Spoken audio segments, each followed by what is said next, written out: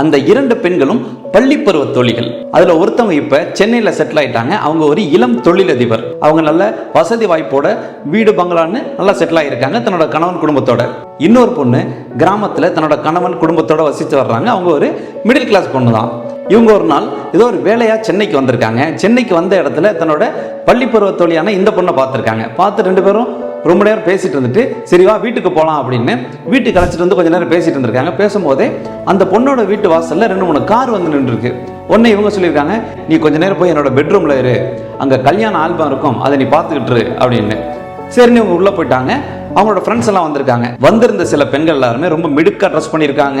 பார்க்கறதுக்கு ரொம்ப டிப்டாப்பா இருக்காங்க. அவங்க கிட்ட இவங்க ரொம்ப சகஜமா பேசி பழகிட்டு அவங்களுக்கு விருந்து உபசரிப்பெல்லாம் முடிச்சதுக்கு அப்புறம் அவங்கள வழி அனுப்பி வச்சுட்டு திரும்பி வந்துட்டு இருக்கும்போது அந்த வீட்டில் வேலை செஞ்சுட்டு இருக்க பெண்மணி வந்து கேட்டிருக்காங்க, ஏமா உங்க ஃப்ரெண்டையும் சேர்த்து உட்கார வச்சு இவங்களோட சாப்பிட்டுக்கலாம்ல, ஏமா அவங்க பார்க்கறதுக்கு கொஞ்சம் வசதி குறைவா இருக்காங்க, அதனால இவங்க கூட உட்காந்து சேர்த்து சாப்பிட வேண்டாம் நீங்க முடிவு பண்ணிட்டீங்களா அப்படிங்கிறது அந்த பொண்ணோட காதலையும் விழுந்திருக்கு. உள்ள இருந்த அவங்க தோழிக்கும் அதே சந்தேகம் இருந்திருக்கு, ஏன் அவங்க கூட நம்மளை சேர்ந்து உட்காந்து சாப்பிட வைக்கல, ஏன் இந்த வேறுபாடு, ஒருவேளை அவங்கள்ட்ட பணம் அதிகமாக இருக்குது அப்படிங்கிறனால அவங்க கிட்ட தனியாக உட்கார வச்சு சாப்பிட வச்சிருக்காங்க இருக்கு, நம்ம கிட்ட வசதி இருந்துச்சுன்னா நம்மளே உட்கார வச்சிருப்பாங்கல்ல அப்படின்னு இவங்க வேதனைப்பட்டுக்கிட்டு எப்படி இதை கேட்கலாம் அப்படின்னு யோசிச்சுட்டு இருக்கும்போது வேலை செய்கிற அந்த அம்மா அப்படி கேட்ட உடனே இவங்க சிரிச்சிருக்காங்க.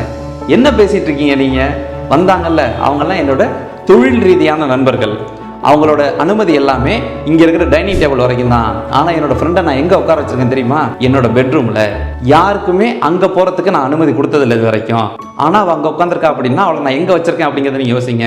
அதோட இப்ப வந்து சாப்பிட்டுட்டு இருந்தாங்கல்ல அவங்கெல்லாம் ஏற்கனவே ஹோட்டலில் ஆர்டர் பண்ண ஃபுட்டு தானே இது, அதனால தான் சாப்பிட்டுட்டு இருக்காங்க.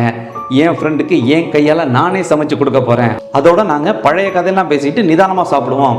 அதனால தான் நாங்கள் சாப்பிடவே இல்லை, வெறும் பரிமாறிட்டு தான் இருந்தேன் பார்த்தீங்களா அப்படின்னு சொல்லிட்டு இவங்க சமையல் அறைக்கு சமையல் செய்யறதுக்கு போயிருக்காங்க. இதை கேட்டுட்டு இருந்த அவங்களோட தோழிக்கு அவங்களையும் அறியாமல் கண்ணிலேருந்து கண்ணீர் இருந்திருக்கு.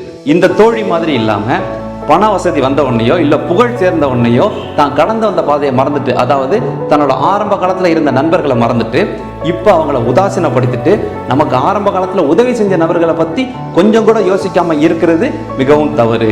அப்படி ஒரு சில நபர்கள் இருக்கிறாங்க அப்படின்னா அவங்களோட சரிவு அந்த கணத்துலேருந்து தொடங்கிருச்சு அப்படின்னு அர்த்தம்.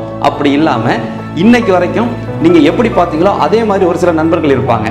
அந்த மாதிரி நண்பர்கள் யார் இருக்கிறாங்க அப்படின்னா அவங்களோட பேரை கீழே கமெண்ட்ல பதிவிடுங்க, நாங்களும் தெரிஞ்சுக்கிறோம். மீண்டும் ஒரு கதையுடன் சந்திப்போம்.